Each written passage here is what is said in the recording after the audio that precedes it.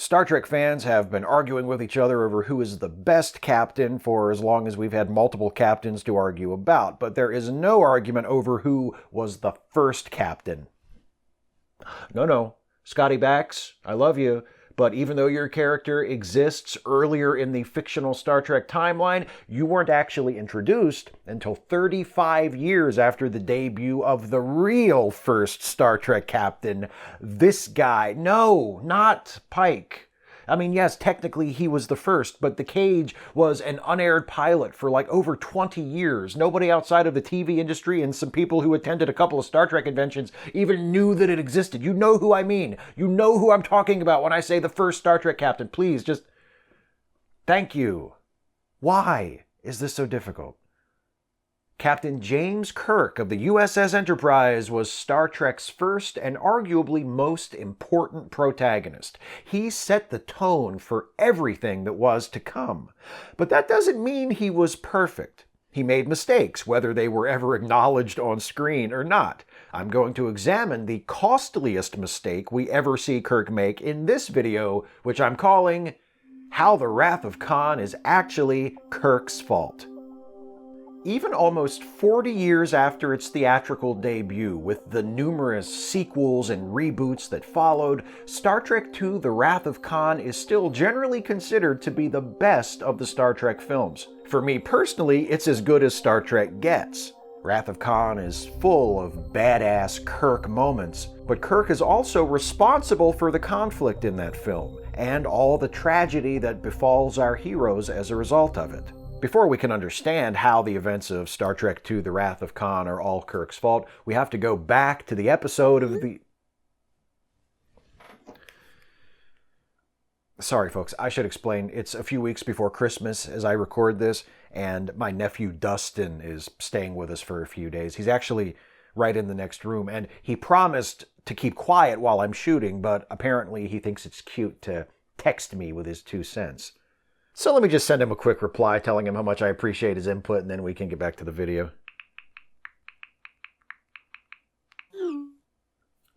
Now then, as we all know, the conflict between Kirk and Khan doesn't begin in Star Trek II. It originates in an episode from the first season of Star Trek: The Original Series, Space Seed. The Enterprise encounters a centuries-old Earth ship containing several dozen genetically engineered superhumans in suspended animation. Their leader is this guy, Khan. When Khan finally shakes off the cryonic hangover, he threatens to cut Dr. McCoy's throat, then asks Kirk if he could get a look at the blueprints for the Enterprise. And Kirk's like, sure, buddy. Anything you'd ever want to know about the ship is right here in this computer. Oh, and if you need to check out any of the classified files, the pin is 000 classified 0. Okay, have fun. It turns out Khan is a dictator from late 20th century Earth. At first, everybody is pretty blasé about the fact that they have a hyper-intelligent super Hitler with a professed interest in the technical schematics of their ship aboard. Scotty and Kirk even confess to admiring Khan, which prompts Spock to remind them that he was, a ruthless despot who once subjugated the population of nearly a quarter of the planet Earth. And Kirk is like, yeah, but he wasn't like those other loser despots. He was, a really cool despot. And Spock is like, why are we friends? Is it just proximity? If we weren't assigned to the ship together, would I even talk to you? Anyway, long story short, Khan revives the other superhumans, they take over the Enterprise, Lieutenant MacGyvers, who has become Khan's girlfriend, betrays Khan in order to save Kirk's life. Kirk and Spock flood the ship with knockout gas to subdue Khan's people. Khan escapes to main engineering and tries to blow up the ship. Kirk shows up, Kirk and Khan have a fight. Kirk wins by clubbing Khan unconscious with an enormous switch from a control console. How's that for intuitive design? And then the senior staff convene a hearing to decide what to do with Khan and his allies. And it's here that Kirk makes his big mistake. Okay, letting Khan access the computer was a big mistake, as it turns out, but Kirk did that before he knew Khan was Super Hitler. When they hold the meeting, Khan has not only been outed as Super Hitler, but he's also just tried to commandeer and then destroy the Enterprise. So what does Kirk do? Does he turn Khan and his people over to the Federation authorities? Does he shove them back in their cryo tubes and return them to suspended animation? Nah, he drops him on an uninhabited planet and flies off to his next adventure. Good job, Captain Kirk. Problem solved. No way this decision is ever going to come back to... Oh. The thing is, Space Seed is but one of many episodes that end with Kirk... I apologize. My nephew doesn't seem to realize how disruptive it is to text me his scintillating real-time commentary. Let me just...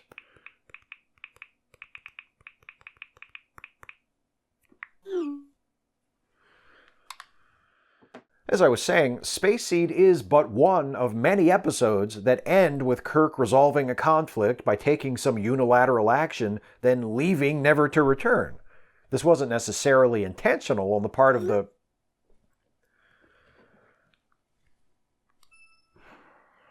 Such an articulate lad. So go outside and chase Pokemon, for Christ's sake! I know you have a phone. Kirk solving the problem of the episode and riding off into the sunset, never to return, was a function of the format of the original Star Trek. Episodes were almost entirely self-contained.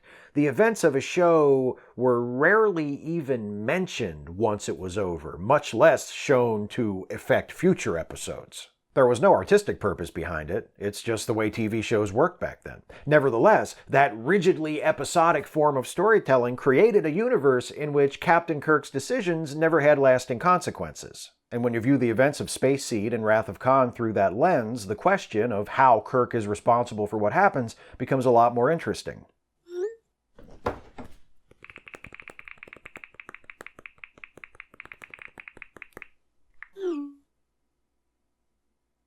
Of course, it's obvious how Kirk is responsible in a literal sense. Khan himself explains it after he is discovered by Chekhov and Captain Terrell on what turns out to be Ceti Alpha 5. Kirk dropped Khan and company off on what was a habitable, if not terribly hospitable planet, and never came back to check on them. Shortly after they were dropped off, a natural disaster turned the planet into a lifeless desert. Khan and his people had to struggle to survive, and many of them, including Khan's wife, presumably Lieutenant MacGyver's, who left the Enterprise to be with Khan at the end of Space Seed, did not survive.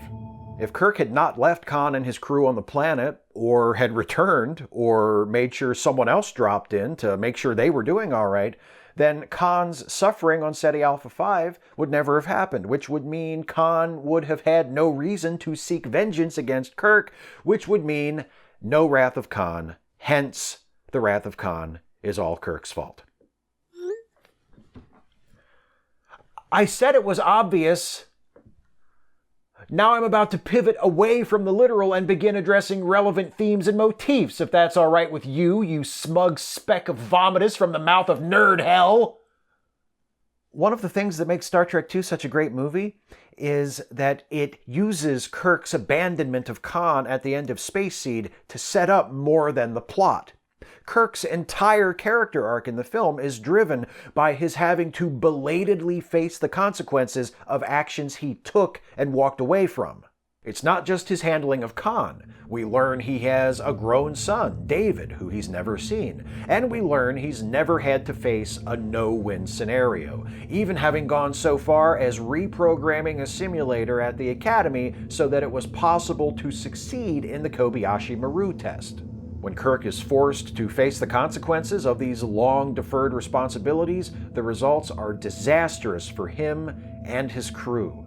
David, along with his mother Carol, Kirk's old flame, has helped to create the Genesis device, an incredibly powerful terraforming tool that Khan steals and eventually uses as a weapon to threaten and very nearly destroy Kirk and everyone else on his ship.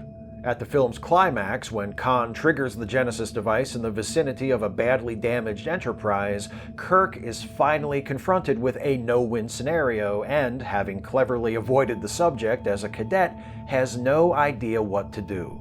It is not Kirk, but Spock who finds a solution to the no-win scenario that saves the lives of everyone aboard the Enterprise. Everyone but Spock himself, who pays with his life a debt Kirk incurred. In fact, it's almost always others, his crew, his friends, who suffer the consequences of Kirk's short-sighted decisions. Chekhov and Captain Tyrrell are tortured and compelled to serve Khan. Tyrrell ultimately dies. Scotty's nephew, an eager young member of the Enterprise's engineering team, is killed during one of Khan's attacks. Most of the scientists aboard the Regula 1 space station are murdered by Khan when he arrives to search for the Genesis device. Add those to the people Khan lost on Ceti Alpha 5 after it became a wasteland, including Lieutenant MacGyver's, who Kirk allowed to go with Khan. Of course, it's Spock's death that is the most important, to Kirk and to us. And that's as it should be. Spock was, and to many people always will be, the most beloved character in the entire franchise. Even watching it now, knowing that he returns to life in the very next movie, his death packs an emotional wallop. But Spock's death works dramatically for reasons other than how it makes us feel, which is fitting, I think, considering the character. Remember that in Space Seed, Spock is the only one of our heroes not to romanticize and express admiration for Khan. From the beginning, Spock sees Khan plainly for what he is, a dangerous tyrant. Likewise, in Wrath of Khan, it is Spock and Spock alone who realizes what is necessary to stop Khan from killing everyone. If Kirk had taken Spock's concerns about Khan more seriously during the events of Space Seed, the events of Wrath of Khan, including the deaths of Spock and the others, would never have happened. It's a far easier, less bloody job to stop a would-be tyrant from gaining power than it is to defeat one who has power over you. Just saying. Something for all of us to remember. For the future. If you're fixing to text me some pro-Trump shit, you can get the hell out of my house, Dustin. The Wrath of Khan was Kirk's fault, not just because of the specific decisions he made regarding Khan, but because of Kirk's short-sighted, self-congratulatory way of solving difficult problems in general. That became a part of his character originally as a result of the episodic format of Star Trek, which necessitated that everything be resolved and reset in time for next week's show. But the creators of Star Trek II, primarily producer Harve Bennett and director Nicholas Meyer, both of whom also worked on the screenplay, transformed that character trait from incidental to intentional, subverting expectations and turning Kirk's universe upside down. Suddenly his actions do have consequences. Khan shows up to collect on an old bill with interest, dragging even more baggage along behind him, and at the end of the movie, Kirk hasn't just beaten the bad guy, he's developed as a character, something that was never really allowed to happen on the TV series. He confronts his shortcomings, pays for his past mistakes, or has to watch while people he loves pay for them, and changes and grows as a person.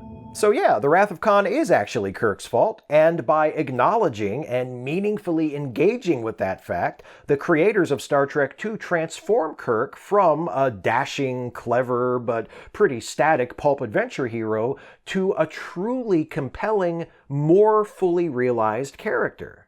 I would go so far as to say that of all the Kirks I have encountered on TV and in films, this is the most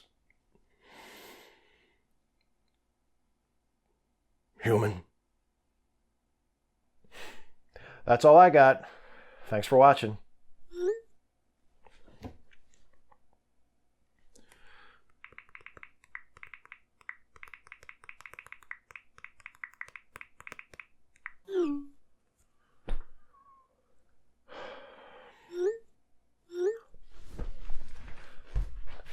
I got a better idea. How about I show your mom that shit I found in my browser history after I let you use my computer? Huh? Say something now. Smart-ass little twerp.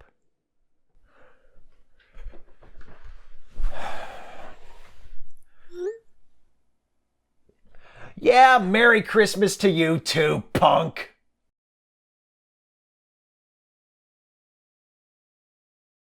Hey folks, hope you enjoyed this episode of Trek Actually. I'm going to let you know what the topic of the next Trek Actually video is going to be in just a minute. But first, I want to give some shout outs to my newest $5 or more per month Patreon patrons. And they are David Hornall, thank you David. Lexi, thank you Lexi. Jocelyn Starling, thank you Jocelyn. Martin Goligly, thank you Martin. Kenneth Cowson, thank you Kenneth. R. Kincaid Stevenson, thank you R. Kincaid. Chris McBride, thank you Chris. Martin Pakes, thank you, Martin. Eric Hancock, thank you, Eric. Dr. Babylon, thank you, Dr. Babylon. And Chris Cheetah, thank you, Chris.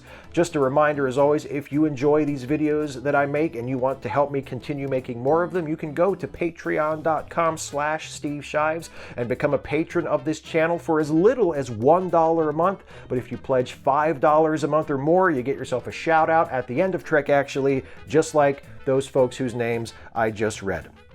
I also want to remind you that I am the co-host of a Star Trek-themed comedy podcast called The Ensign's Log. It's me and the amazing, hilarious, brilliant Jason Harding. We play characters, we play low-ranking officers on a certain famous Starfleet vessel that is embarking on a certain legendary 5-year mission. I think you can see the picture I'm painting for you. It is linked in the description of this video. You can go to the website, you can go to SoundCloud, or you can subscribe via RSS using whatever your favorite podcast app is. Please check out the Ensign's Log if you are not listening already. I also want to mention this time that in addition to the Ensign's Log, I also co-host another podcast with the aforementioned Jason Harding, and it's Late Seating, a movie review podcast. And typically I don't bring it up at the end of Trek Actually because it doesn't have anything to do with Star Trek, but one of our most recent episodes was a review of Star Trek II: The Wrath of Khan. There's a link to that in the description as well. You can go listen to it at the Let Me Listen podcast website or on SoundCloud. And if you dig what you hear, you can also subscribe to Late Seating via RSS and get new episodes through the podcast app of your choice. But be sure to check out the Star Trek II review because I think you'll really, really like it if you enjoy this stuff and if you enjoy the Ensign's Log. Now, the topic of the next Trek Actually video is the first one to be selected by some of you, the viewers, more specifically, some of my Patreon patrons who voted in a poll that I posted on my Patreon page to choose the topic for January's Trek Actually video. There were 5 possible topics that you could have chosen from, and the winning topic for the next Trek Actually video is the holodeck actually more trouble than it's worth? That should be a really, really fun video to make. I hope you enjoy it. That's the subject of the next Trek Actually video. Is the holodeck actually more trouble than it's worth? And if you are a Patreon patron, watch my Patreon feed because the same day that this video goes up, I will be posting the poll to help choose the topic for the February Trek Actually video. So make sure to vote in that and choose the topic for February's Trek Actually video coming up before you know it. Thank you so much for watching these Trek Actually videos. It's the end of the year. 2018 was by far my most successful year ever on YouTube and on Patreon in terms of earnings, in terms of views, in terms of subs, all of that. And so much of that is because of these Trek Actually videos and because of you folks who watch and enjoy these videos. So I thank you so much for everything that you have given me this year. I hope we can continue this ride together in 2019. Take care, and I'll see you next time.